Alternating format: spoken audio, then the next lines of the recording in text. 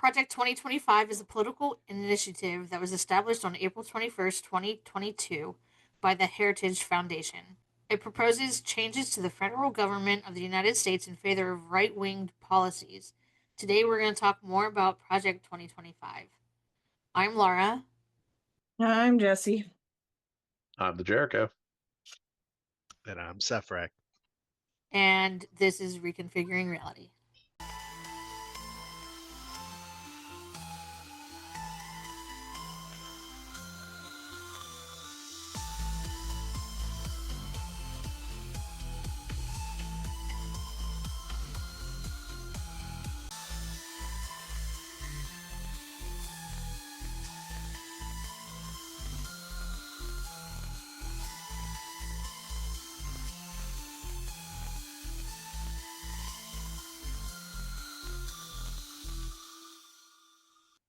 And I totally did not do my homework for today, so y'all can take it away. I fucked it up too. Don't worry. Look, it's like 900 pages. It is 900 pages. That's where I get how is any average American gonna no one's gonna read 900 pages of this shit. Well, this is this is the innate problem when it was first proposed, is that a big problem in politics in general is anytime a bill's passed, you have these add-on effects that constantly cause problems. So they may come forward and say, this bill is to stop illegal immigration, and you may feel one way or another about that topic. But when you actually read the bill, there's about 20 other things about giving people raises, more funding to different groups, things that are completely unrelated to what you're talking about. And that's where the problems in these giant bills lie, is that they try to sneak a bunch of crap through, with that bullet point being the guise to trick the American populace into allowing it to pass or voting for it to pass, thinking they're getting A and really they're getting B, C, D, and E along with it.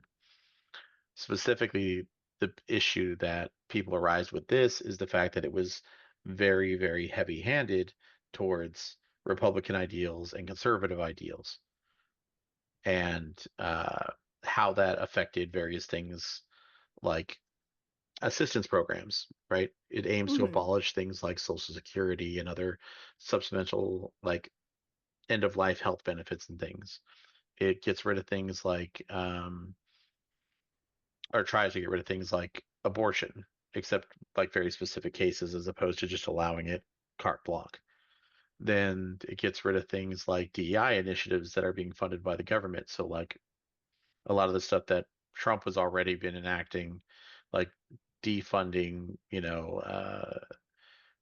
a bunch of outreach programs in other countries to help with like trans people and stuff, and in various other groups, largely because it's trying to refocus our efforts back on us to improve things here in America for those people still suffering than the needs of our people, as opposed to putting a lot of money, time, and effort in other countries. And although they are valid, or depending on your outlook, valid expenditures to help people in need, we have to take care of our own because we're in a massive amount of debt, and it's not going to get any better if we keep shelling out to help the entire world and don't secure our own borders and needs first. So this purpose is just really, really massive because it covers so many things. Some changes not so bad, others sweeping, like abolishing the tax policies, changing them, lowering tax rates by pushing on things like tariffs and making big budget cuts. Well, so in this, because I have the whole PDF pulled up. So the Department of Education section starts on page 319 and goes until, hold on.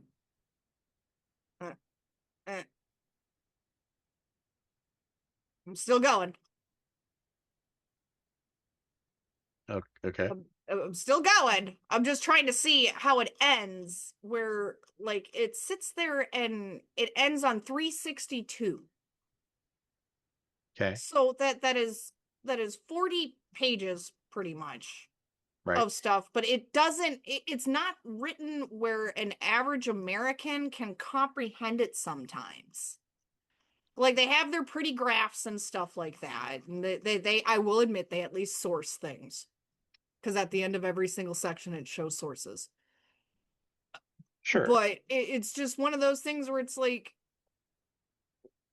what average American is actually going to sit and read this and comprehend it and understand it, where they're just going to get the bits and pieces by either party, whatever party they're listening to, and each party is going to point out only the bad things, that instead of like, Yeah, they're going to fund their own agendas with yeah, their which information, right? doesn't help people make educated decisions, because most people aren't going to do research on this stuff.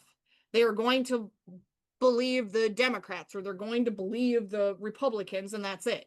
They're just Instead going of to believe the making it, talking heads that they typically listen yes, to. instead of taking the time and educating yourself, and then when the Republicans or the Democrats fuck you over, you're sitting there like, oh, well, I voted for them because this is what they told me and I believed them.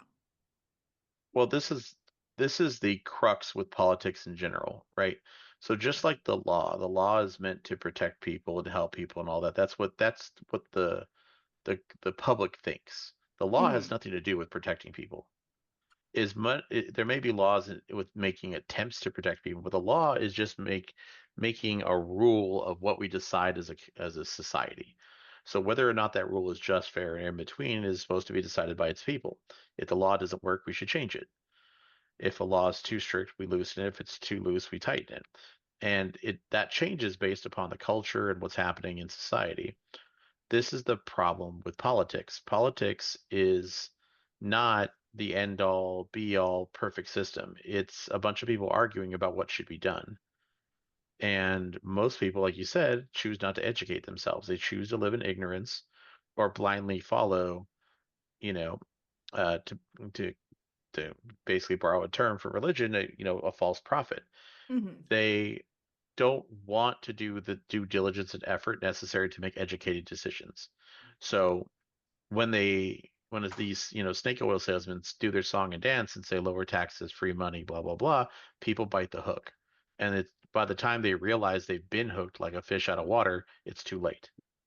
Very little chance of your floundering is going to save you from the fish fry. So a proposition like this is, like I was talking to Lorelai about this before our podcast. What happened is this is an attempt to overcorrect an overcorrection. Mm-hmm. So the gay community, LBGT plus, and their movement and all that kind of stuff, it really wasn't necessary after a certain point.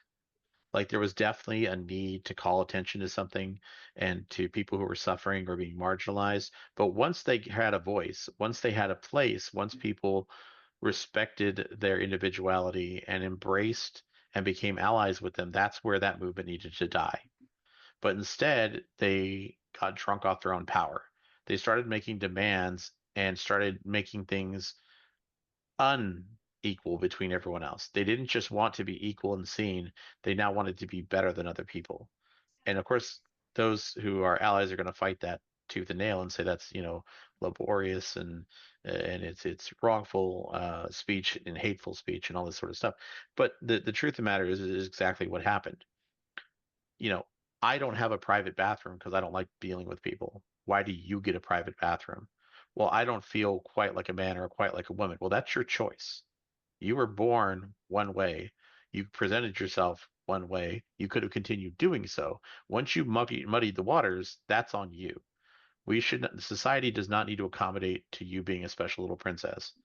That's not how that works. And it's the same thing with minorities, right? Like I'm a minority, but I get tired of hearing other minorities be like, we need segregation back. And I'm like, what? We fought to get rid of segregation, and now you want a special place that only your minority gets to go to. That's the dumbest thing I've ever heard of. You're literally trying to undo all the change we made, right? Mm-hmm. But that's what this mentality is greed and selfishness and entitlement. Your race is not better than any other race. Therefore, you don't get special treatment. Like even the fact where white people are demonized, which is why a lot of this stuff like Project 2025 and a lot of politicians saying white people need to fight back is it's a misleading kind of topic because white it doesn't exist any more than black or brown or yellow or green in terms of races, right? So an African is not the same as a Jamaican, is not the same as a Puerto Rican, is not the same as uh, an an African American, right? The they are different people, different cultures. They may be related in some fashion, but I cannot just call them all black people, and therefore all black people have black problems and black things. That's just not how it works. You know, Guatemalans, Well, it's just like Puerto with Ricans, people of Mexicans, Asian we're descent. not all the That same thing. Yeah, Asians are yeah, the same thing. if you sit there and you call someone who's Chinese Korean, they get very offended. They're like, I'm not Chinese, I'm Korean. Exactly, because they have heritage, they have pride in their country, in their people, in their culture. So when it's the white man's fault, Irish people were not racist and enslaving people left and right. They were marginalized. They were basically put into servitude, indentured servitude by the British. Mm-hmm. Like but they are white people, right? And this is the problem. And so this bill aims to remove things like DEI initiatives, right? This woke ideal that everything needs to be gay, trans, female, black, whatever, that this nonsense has to go, right?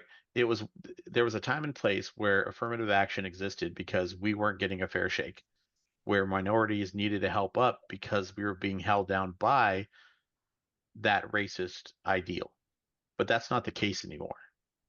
So we don't need affirmative action anymore. Well, the same thing is going with this LGBTQ plus movement. You guys were marginalized, you guys were being attacked, but now you're one of us. You've been accepted by culture. They've made all these special rules and things and whatever you. Enough is enough because you're no longer trying to even the playing field. You're now asking for extra stuff. That needs to stop.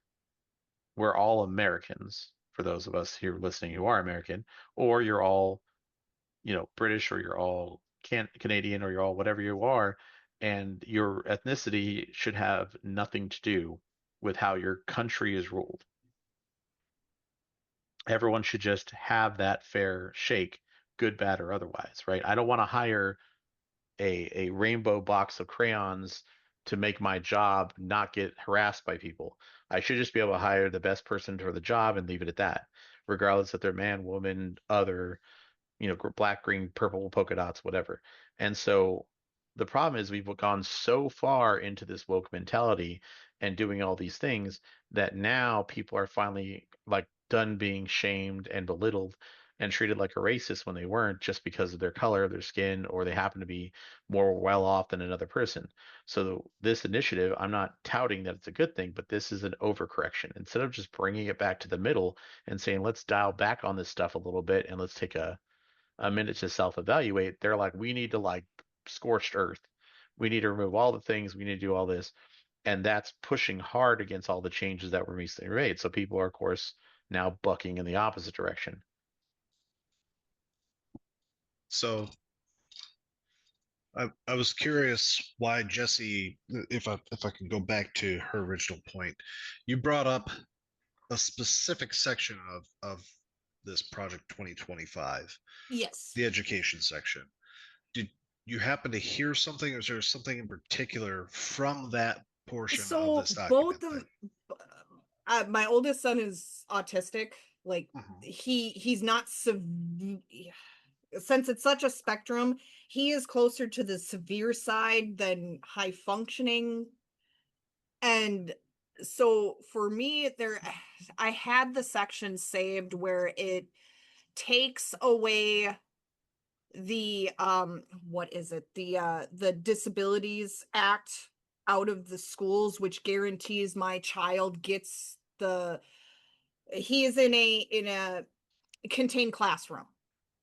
So the state funds most of it, but the state I live in uses some of the federal funding for the education system to make sure that he has a para. The teachers are properly trained in special education, stuff like that. And if that gets taken away, there's no guarantee my child even gets to go to school, because if the funding has to be cut, they do cut, at least in my district, more from special education than anything else, because in my district, sports are a huge thing. Heaven forbid you can't cut anything from sports, but the special education funding does get cut more often than not. So for me, the education part of it affects me greatly. I'm not worried. I'm not freaking out thinking, oh my God. But some of the things in here are a little concerning because there's wording, how they word it at least is like letting the family choose what is taught. That can be kind of dangerous in my opinion, because you do have people who are like Holocaust deniers who teach their children the Holocaust did not happen. It's all fake. It's not what really happened. Stuff like that I believe is harmful for society because it's not fake. It happened. It's real. Well, sure, anytime that you have people who are willing to lie, deny the truth, and obfuscate the truth, that is harmful to society Yeah, in any but regard. As we were talking about other subjects that Mike was just talking about, where people want to lie about themselves, yeah, it's still harmful.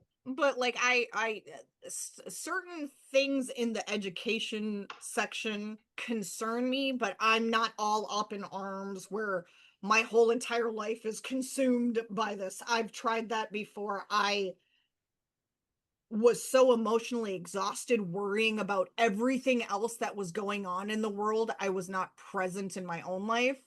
And that's when I brought this subject up. And now I'm just like, shit, I'm not prepared for this subject. I forgot about it because I'm not paying attention to it every day anymore. Like it is physically and emotionally exhausting worrying about every little thing going on in the world when I have two children to raise pretty much on my own.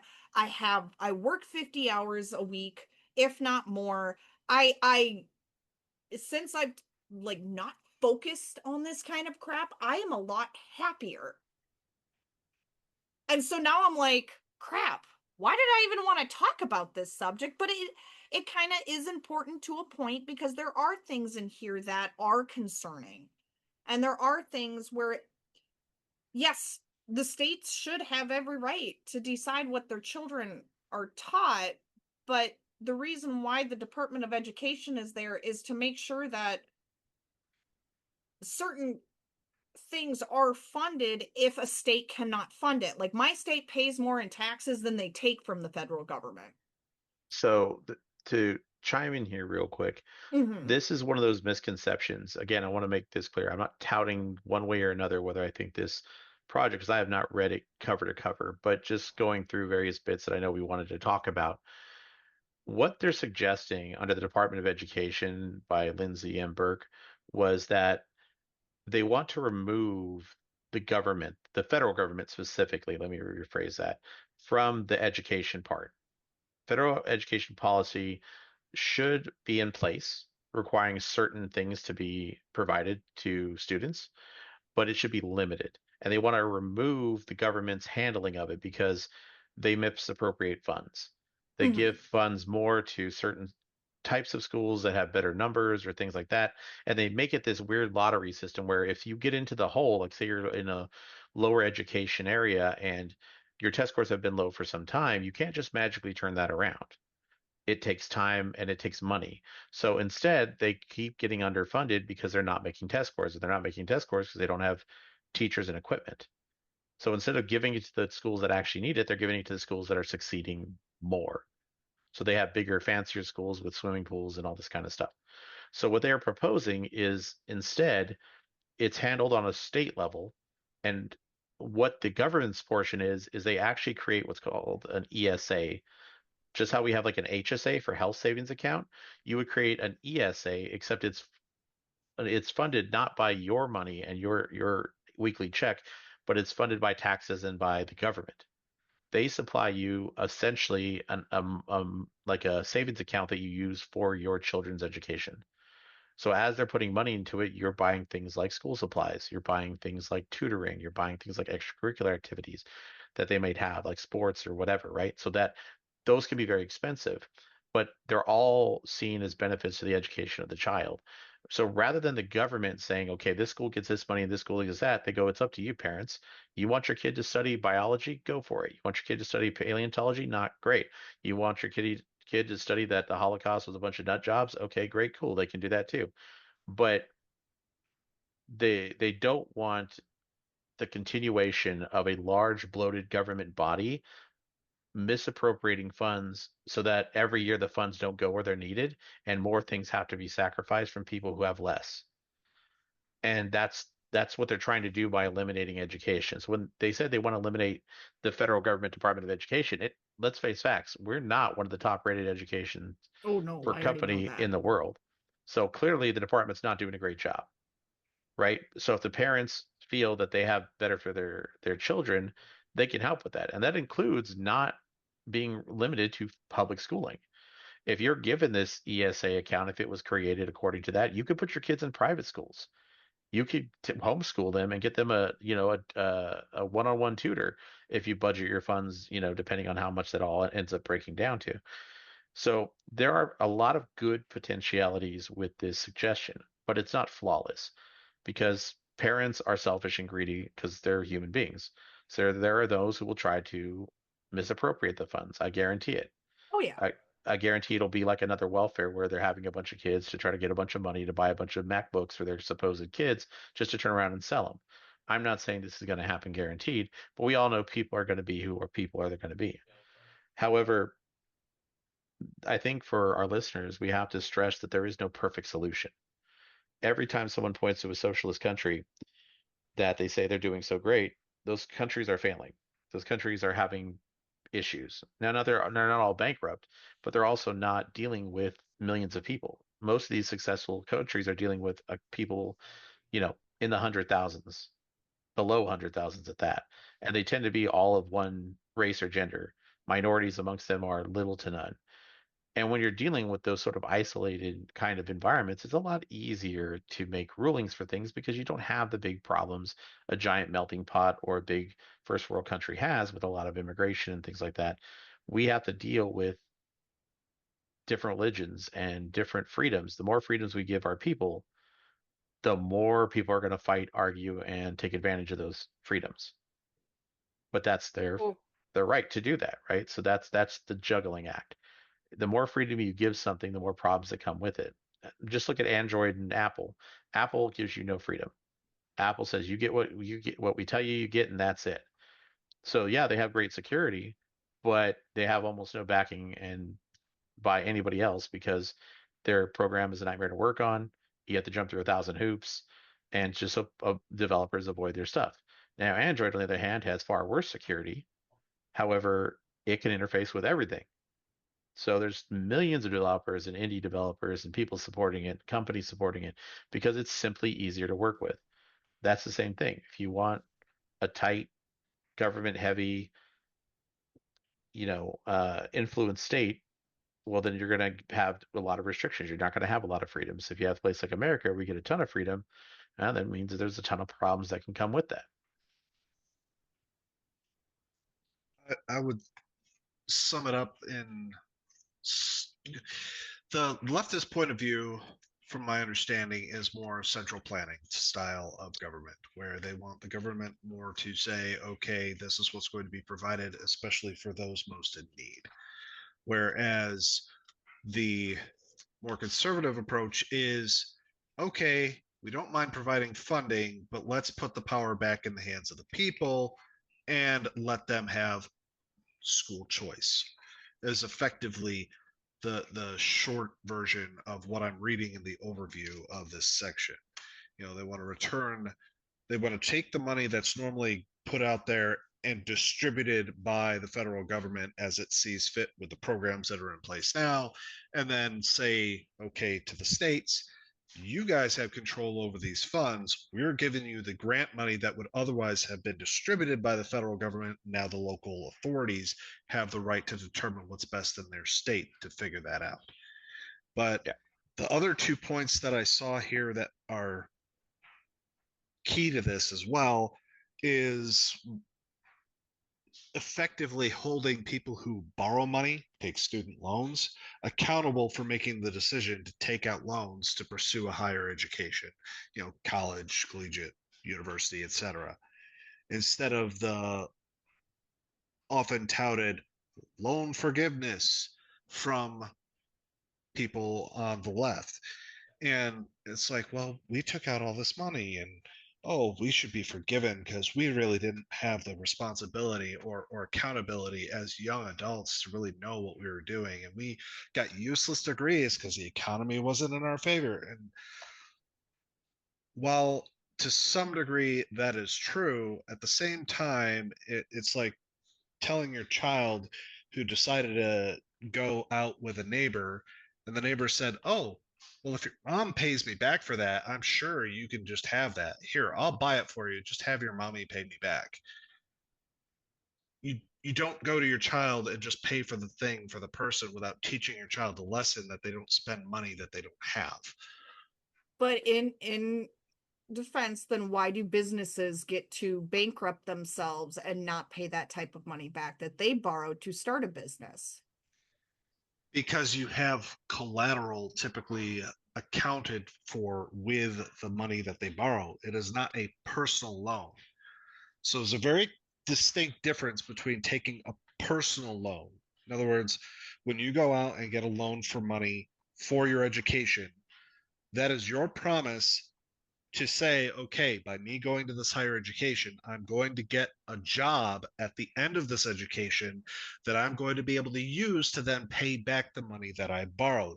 I am the collateral, me personally, by taking out that loan.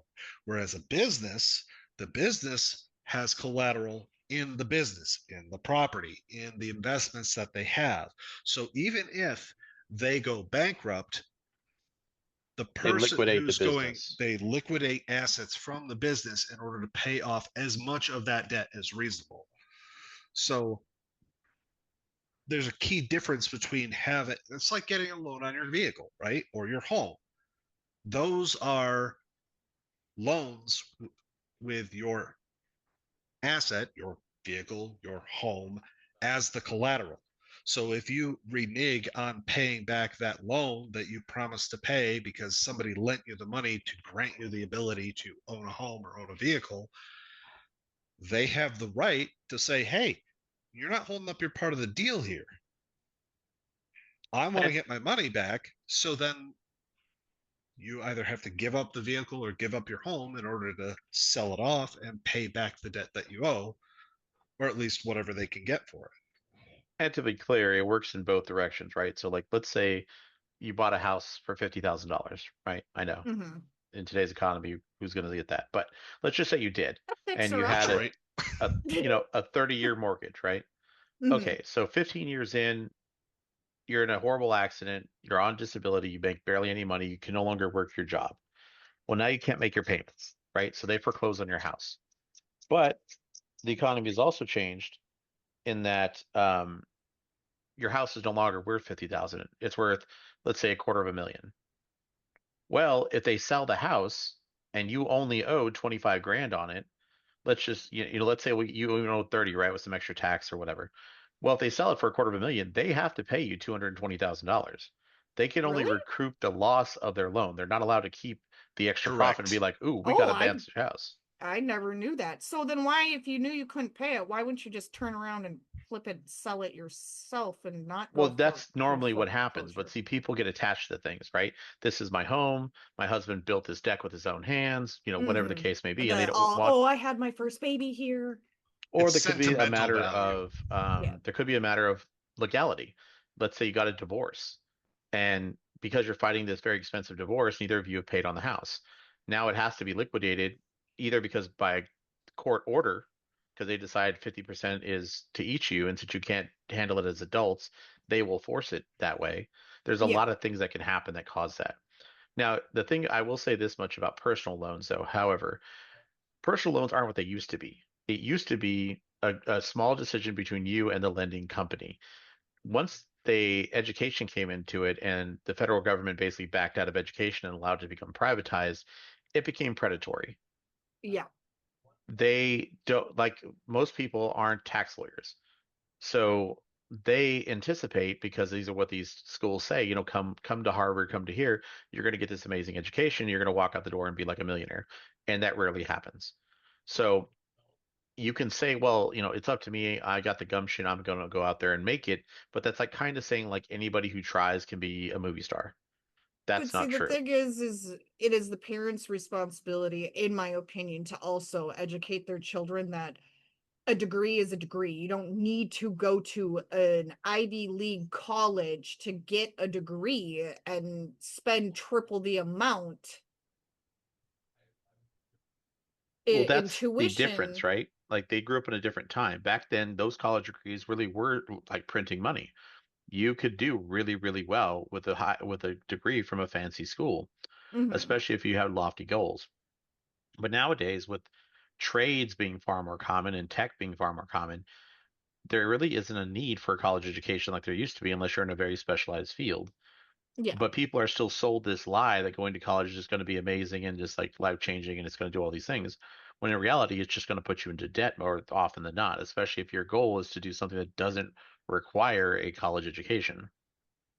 In fact, the entire institute and the idea of getting a college degree is privatized. It's monetized to all the high heavens.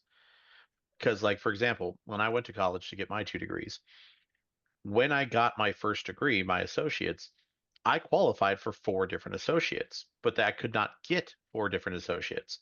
Even though I met all the requirements for 4 completely different associates, they would only give me one. If I wanted more, I had to take additional classes that weren't necessary, but it was more money so they could print out another piece of paper, even though I had all the knowledge necessary to be qualified for all of those things.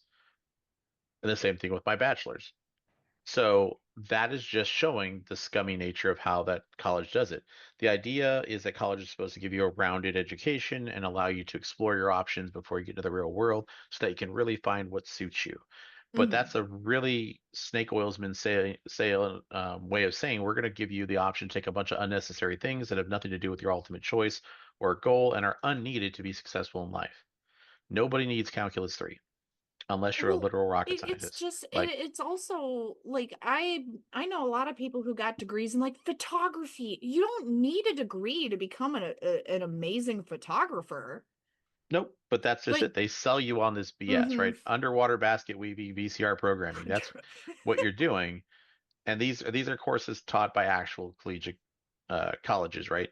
And then you have more predatory colleges. You have ones that do like the online schooling, right? Where it's not even a real professor. It's some teacher's aides basically reading out of a book to grade something, and Yeah, it's all and online. magically you were a horrible student in high school, but you're magically passing all these classes with A's. And I imagine with the advent of AI and programs like that, both the teacher will become AI and the responses by the students will be provided by Oh AI. yeah, even back when I was in school, they Lord. were already scanning for like AI driven stuff, right? Just low level stuff where they were looking just like they would do for any plagiarist, right? To just looking, oh, you must have got this off of testpapers.com, Yeah. you know. And that's the nature of things. There's always going to be people looking at or the pressure and trying to get ahead and doing different things. So, kind of bringing it back to the discussion of what's the 2025 thing, it's that a lot of it in terms of what people are fearing, the ideas themselves are not terrible. The problem is they're also not a cure-all that they touted it to be. There's just as many loopholes and negatives within these documents as there are positives. It's just a different flavor or a different direction to try to go in. Now, whether that's good or not really depends on the people. That the funny thing is freedom and giving the power to the people sounds good on paper, but a lot of people are dumb, greedy, and selfish. So when you give those people power, what do you think is going to happen? And that's the catch 22, right? Not just stray too far off topic, but look at things like the dynamic of the household. Look at the idea between men being protectors of women, right? Women buck so hard that they thought their freedoms are being taken, that men can't open doors and be misogynistic, and just by being gentlemen, that's just misogynistic and terrible. And then they turn around and go, why are women getting raped all the time now? Why are they getting beat up and robbed and mugged? And because the people you had that used to protect you because they were raised to do so now are raised to fear you, because if you look at you in the gym, you're going to call them a rapist and get them kicked out, right? So you Well, bit the hand that fed you, and this is what you got for it. So the same thing happens in politics, uh, is that we are now in a place where people saying, give me all this freedom. We give it to them. They go, well, who's going to pay all my stuff? Who's going to do this? Who's going to do that? Well, which you can only have it one way. Either the government rules your life for you, or you rule your life for you. But either way, there's going to be hardships. You're giving up something either way. and along those same lines, but actually going back to Project 2025, one of the points that they make as the last bullet, at least on the overview that I'm seeing here, it says, stop executive overreach. Congress should set policy, not presidents through pen and phone executive orders, and not agencies through regulations and guidance. National emergency declarations should expire absent express congressional authorization within 60 days after the date of the declaration. So what they're getting at here is, for instance, I'm sure this is a criticism of when Biden was in office for his 4 years and he was attempting through executive action to do student loan forgiveness, which is absolutely not within his executive authority or ability. Yet he attempted to do it anyway. And the only way for someone to stop that, Congress can put in injunctions, they can bring it to the Supreme Court, and all sorts of things. And obviously, that was reviewed and determined to be against uh, what Biden's decision was ultimately remade. But he even made the statement, something to the effect of, "Oh well, we're going to proceed with it anyway. Oh, we'll just see what happens." You know, he knew that what he was doing, he didn't have the authority to do, but still went forward, and certain people were able to get their loans forgiven within that time frame that the courts had to go through it. It was ridiculousness.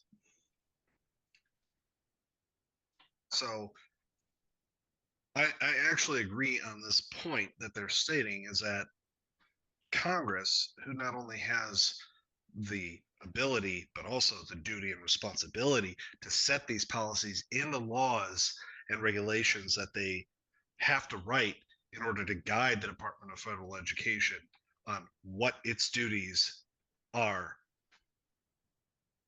Yeah, and I think that's, at least from my perspective, culminates what 2025 is really talking about. I think it is an overcorrection in a lot of ways, in an attempt to put the power back in the people's hands and stop a lot of uh, troubling behavior by presidents, both past and current, and try to return us to a time where the vote mattered and it was less about making headline news with scandalous decisions, right? Like that's essentially what it's trying to do.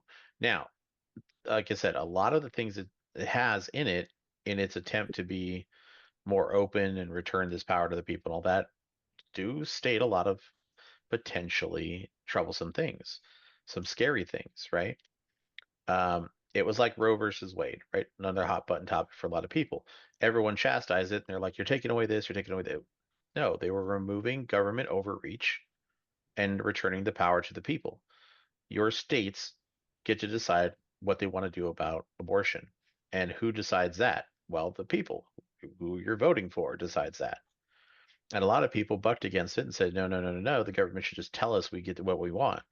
That's not the job of the federal government. The job, the federal government is to handle things that a local government or individuals can't handle on their own, like global matters, for example, right? You'll need someone to talk with other countries and negotiate and do all that kind of thing. You can't have different representatives from different states trying to talk to everybody in every other country. It's just not going to work. So if your state in particular does not have a law that supports your belief or what you want to do, then you're free to move to another state, or you're free to lobby and change the laws, because that's what we do. That's what democracy is built on. But it wasn't an attempt at the government to harm women or to strip them of rights. It's to give them the power back to make the choice. And this document is attempting to do the same, but the problem is, again, it comes with growing pains. It comes with work, hard work by the people, and it's going to take looking into policies. It's going to take reading up on things. It's going to take more than please, big government, do my thinking for me, right? So, with that being said, the people are upset about a lot of these potential changes because they align with some of the things that Trump's done with here, but he's also done things that are different than what's in here. But that's sort of a different topic, right? Is about Trump and his machinations. Yeah, Jess, I would say the advantage here is that if this Department of Education stuff went through the way that they wanted, you would have more freedom in terms of the ability to choose where the money that's related to you having kids, where it goes and how it gets spent. The disadvantage is that so does everybody else. Yeah. And so at that point, it comes down to the same point that Mike was just making. You no longer have as much reliability in every school system or nearly every school system having the investment into providing for kids that have special needs. So that's the disadvantage. You're going to have schools that don't tend to provide those services for kids who need it. But that also means there's going to be concentrations of areas where there are schools that do provide that, and they provide it at an A-class level. Yeah, and that is one thing I will say is I purposefully chose where I lived because it is actually one of the best school districts in my state. Like I went to the same two schools. Both my kids have IEPs. Yeah, I know. So, my son, when he was growing up, he's special needs as well. So yeah, so it's one of those things where I am lucky enough, but at the same time, it's I'm not just worried about my kids because I know how hard it is for parents with special needs children to try and give them what they deserve as a human being. They deserve an education. And even though, yes, my son will never be able to live on his own, he'll probably never be able to hold a job, but he is smart. Like he can read something once and he knows it. Like the way they do like the weird math now, I call it weird because my brain can't comprehend it. But he can look at a math problem once. He can be taught how to do it once, and then he has no issue after that. He doesn't even have to ask for help. You can give him a whole sheet of 50 different questions, and he's able to do it with no issue, seeing it done once. He just can't verbalize things. And so for me, it's more, I'm concerned about the parents that live in the districts that don't have the best special education system. Because my kid's safe. I know that, but I worry about the people who don't have the same benefit I do when it comes to their child and having a para to make sure their kid can go to school. To that point, I would say that problem exists with the system that we have now, and I don't see that necessarily getting better, keeping things as they are. And it may not get better even changing the system. Yeah, no, it's a lot. And the thing is you can change one thing in the system when multiple things need to be changed in order for something to work. Because there's not always just one fix to fix an issue. You may have to change 2, 3, 4 things to get a better outcome, but people only say, oh, well, let's fix this one thing and see what happens. And it may make it worse, it may make it a little bit better, but you never know is the issue. Well, I look at it this way, at least in terms of trying to provide for those that don't have. You know, I'm more of the mindset that systems in place for the benefit of society, such as basic education, should be there for the majority, the vast overwhelming majority, and to help those folks to get along in society and help society thrive and grow. Because if we stop to hold people back so that the least of our society can at least maintain some semblance of staying up with everybody, that has a detriment for the rest of society being able to progress and move forward. We're holding back those who could otherwise progress further and do better and actually make society significantly better by becoming those productive members of society. Now, I'm not saying we should not help anybody with special needs or those who need special help. But when we do so to the detriment of a good portion of our kids, and we see that in the failing education system in our United States today, and the grades dropping down, and ever since the Department of Education, scores have never once really gone up in a 10-year average. They've always gone down ever since the inception of the Department of Education. So by federalizing and centralizing and trying to promote education, it's actually had the reverse effect because of things like No Child Left Behind.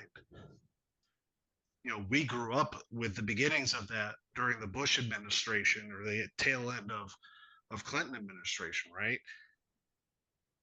At least that was while So, yeah. I was in high school, and I suffered some of the negative effects of that because some of the things that I lost opportunities to go and do that I otherwise would have had because, oh, well, now we're holding everybody back and not providing the higher level of education and basic level because we want to make sure that all these other kids are being brought up to speed.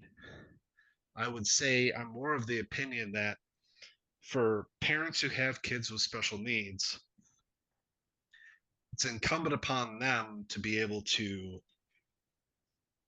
figure out how to help provide for their kids by choosing the best education systems available to them. And sometimes that's a very tough choice to make and very difficult to find. You know, I went through that same growing pain myself with my son when I got my first job out of college. And, you know, my son's specialty is he has cerebral palsy. And so it only affects the one side of his body. But, you know, his mother and I had to work hard at trying to find education systems that were available that could help support his needs. Mm-hmm. And we did the best that we could in terms of finding the systems available to us, but we also went out of our way to find help outside of just the basic education systems to provide for him on top of that, because that's what it required.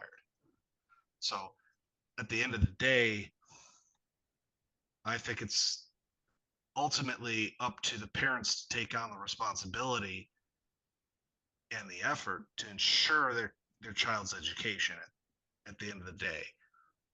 Oh yeah, like my oldest, we did extra occupational therapy, speech therapy, all that stuff outside of school also. So it actually helped his education because it cut down on the extra hours in his IEP that he would need. And we still work on it. He may not need it, but we still I shouldn't say I still work on it. But it's one of those things where, like I said, I picked this subject and now I'm just like, well, fuck. So it's Don't all pay our fault. That's attention. what I'm hearing. It's all my fault. Well, and the thing is it's a lose-lose situation when it comes to politics because you're never going to be able to keep everybody happy because everybody is on one side or the other. That's not the point It's behind politics. It's to win. Gosh. well, I'm just saying. Great. Okay, so that's going to be it for today's podcast. Like, subscribe, comment, share, all that jazz. Thanks for Sefrak being here and adding to the commentary. Yes. Yeah. Yes, thank you, Sefrak. Glad to be a And part of it. come see us next time. Till next Come see time. us next time. Bye. Bye, everyone. Bye.